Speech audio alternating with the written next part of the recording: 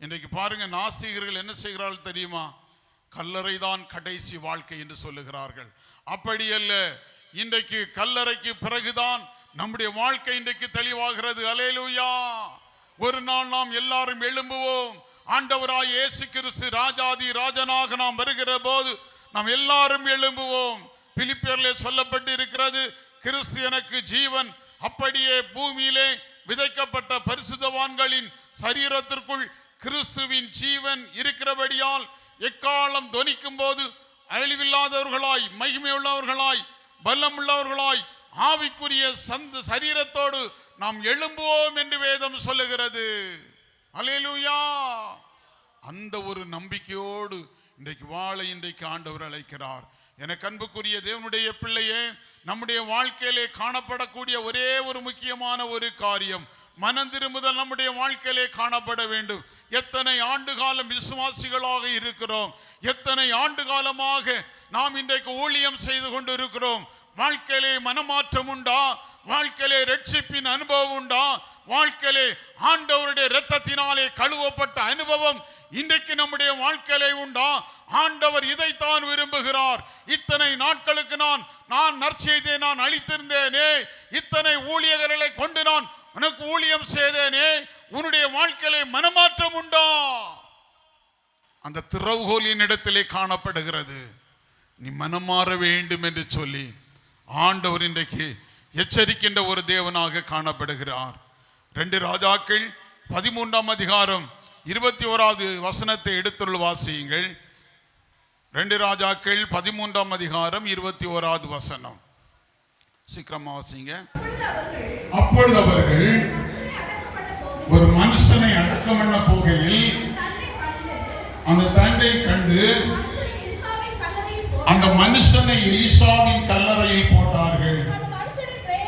அந்த மனுஷனின் பிரேதம் அதிலே விழுந்து எலிசாவின் எலும்புகளின் மேல் பட்டபோது அந்த மனுஷன் உயிரடைந்து தன் கால்களை ஊண்டி எழுந்தான் என்று வேத புத்தகத்திலே பார்க்கிறோம். அல்லேலூயா. இங்கே ஒரு மனிதன் காணப்படுகிறான். எலிசா என்ற ஒரு தேவனுடைய மனிதன், ஒரு சாதாரணமான ஒரு மனிதன், நம்மை போல ஒரு வாழ்ந்த மனிதன். அந்த மனிதனுடைய எலும்பிலே ஒரு பிணத்தை போட்ட போது அவன் கால் ஊன்றி எழும்பி நின்றான். ஹல்லேலூயா. இதனோட முக்கியமான காரணம் என்ன தெரியுமா? அவனுடைய வாழ்க்கையிலே ஆண்டவரை ஏற்றுக்கொண்டு பரிசுத்தமாக வாழ்ந்தான். ஆண்டவருடைய வல்லமையை பெற்று, ஆண்டவருடைய அபிஷேகத்தை பெற்று பரிசுத்தமாக வாழ்ந்தான். எலிதாதான் எலிசாவினுடைய உடம்பிலே அந்த எலும்பிலே போட்ட போது அந்த மனிதன் எழும்பினான் என்று சொல்லி வேத புத்தகத்திலே பார்க்கிறோம். அன்புக்குரிய தேவனுடைய பிள்ளையே, இந்த அனுபவம் தான் கிறிஸ்தவ அனுபவம். எத்தனை ஆண்டு காலம் ஊழியம் செய்கிறோம், ஊழியத்திற்கு கொடுக்கிறோம். வாழ்க்கையில இன்றைக்கு அற்புதம் உண்டா?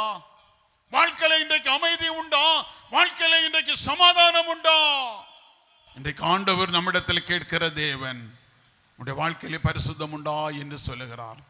எலிசா ஒரு சாதாரணமான ஒரு மனிதன். எத்தனை அவர் அற்புதங்களை செய்திருக்கிறார் என்று பாருங்கள். ஏராளமான அற்புதங்கள். 2 ராஜாக்கள் 2ஆம் அதிகாரம் 18லிருந்து 28 பார்க்கிற போது ஒரு நல்ல தண்ணி காணப்படாத இடத்திலே அந்த தோண்டியிலே உப்பை எடுத்து அந்த இடத்திலே போட்ட போது அந்த தண்ணீர் இந்நாள் வரைக்கும் நல்ல தண்ணியாக மாறியது. ஹல்லேலூயா. காரணம் என்ன தெரியுமா? அவன் ஆண்டவரோடு விசுவாசம் வைத்தான். 2 ராஜாக்கள் 8ஆம் அதிகாரம் 37 வசனத்திலே சூலேமியாளின் மகனுக்கு உயிர் கொடுத்தார். 2 ராஜாக்கள் 6ஆம் அதிகாரம் 1லிருந்து 7 வசனத்திலே பார்க்கிற போது ஒரு கோடாரி தண்ணீரில் மிதக்க செய்தார். காரணம் என்ன தெரியுமா? தேவனுடைய வல்லமையை பெற்ற ஒரு மனிதன். திருச்சபையே, இந்த வல்லமை இன்றைக்கு நமக்கு ஏன் இல்லை தெரியுமா? ஆண்டவரிடத்தில் இன்னும் நாம் நெருங்கி போகவில்லை. அல்லேலூயா. எலிசா ஒரு சாதாரணமான ஒரு மனிதன், பாடு நிறைந்த மனிதன் என்று வேதம் சொல்லுகிறது. ஆனால் அவனிடத்திலே காணப்பட்டது விசுவாசம். என் மீட்பர் என்னோடு இருக்கிறார், அவருடைய வல்லமை என்னோடு இருக்கிறது, நான் வல்லமையை பெற்றுக்கொண்டு அவருக்காக நான் வாழ்வேன் என்று சொல்லி தேவனுடைய வல்லமையை முழுமையாக பெற்று ஆண்டவருக்காக ஊழியம் செய்தான். அல்லேலூயா. இன்றைக்கு ஏன் இந்த சூழ்நிலை நம்முடைய குடும்பத்தில் இருக்குல்ல?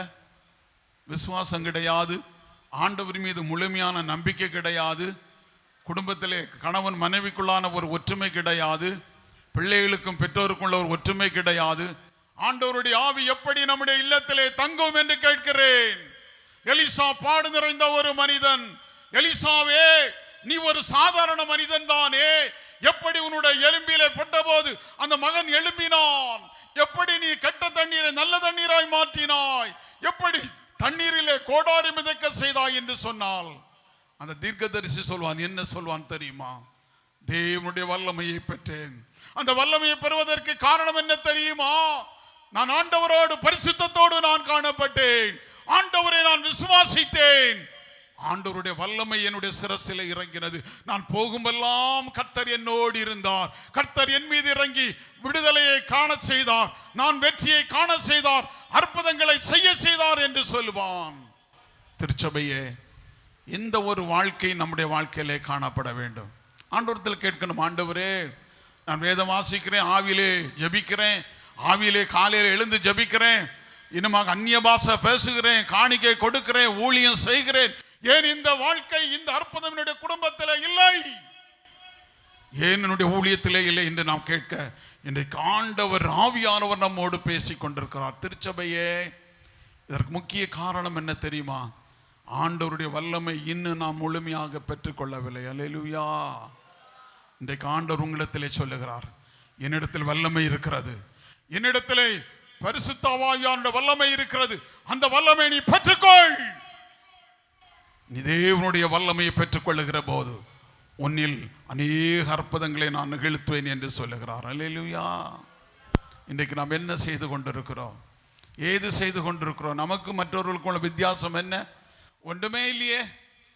நாம் ஆடுகிறோம், பாடுகிறோம், நல்லதுதான், சண்டே வாரம் செய்கிறோம். வாழ்க்கையில் இன்றைக்கு அற்புதம் இல்லை, வாழ்க்கையில் அதிசயம் இல்லை, பாவ மன்னிப்பு இல்லை, பின்மாற்றமான ஒரு வாழ்க்கை. காரணம் என்ன தெரியுமா?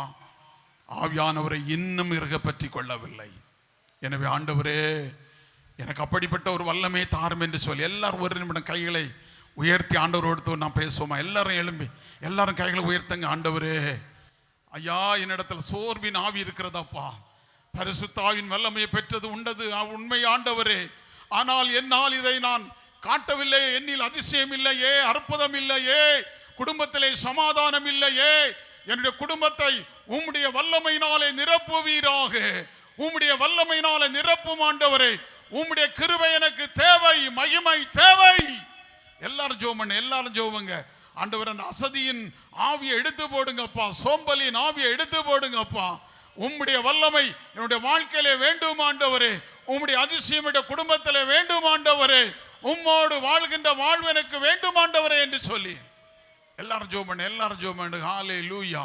தெய்வ பிரசன்னம், தெய்வ வல்லமை என்னுடைய குடும்பத்தை ஆட்கொண்டு வழி நடத்த வேண்டும் ஆண்டவரே. என்னுடைய ஜென்ம சுபாவங்கள் மாற வேண்டும் ஆண்டவரே, என்னுடைய கோபங்கள் மாற வேண்டும் ஆண்டவரே, என்னுடைய எரிச்சல்கள் மாற வேண்டும் ஆண்டவரே, என்னுடைய தகாத சிந்தனைகள் மாற வேண்டும். பொல்லாதனுடைய கிரியை எனக்கு இச்சையின் ஆவிகளை கொண்டு வந்திருக்கிறான், அப்படிப்பட்ட ஆவிகள் என்னிடத்திலிருந்து மாற வேண்டும். கணவன் மனைவிக்குள்ளாக எங்களுக்குள்ளாக ஆண்டவரே ஒரு ஒற்றுமை இல்லை ஆண்டவரே, பிள்ளைகளுக்கும் எங்களுக்கும் ஒற்றுமை இல்லை. பரத்தில் இருந்து உடைய வல்லமை நீர் இறங்குவீராக, எங்களுடைய இல்லத்தில் உடைய பரிசுத்த ஆவியானவருடைய வல்லமை இறங்குவதாக, ஆவியின் வல்லமை இறங்குவதாக, அக்கினியின் வல்லமை இறங்குவதாக என்று சொல்லி எல்லாரும் ஜெபம் பண்ண, எல்லாரும் ஜெபம் பண்ணுங்க. ஹல்லேலூயா. தகப்பனே, உமக்கு நன்றி செலுத்துகிறோம் ஆண்டவரே. இந்த ஆவியை புதுப்பித்து இந்த பிள்ளைகளை நீர் உற்சாகப்படுத்தும் ஆண்டவரே, இயேசுவின் நாமத்தினாலே பிதாவே. ஆமென், ஆமென்.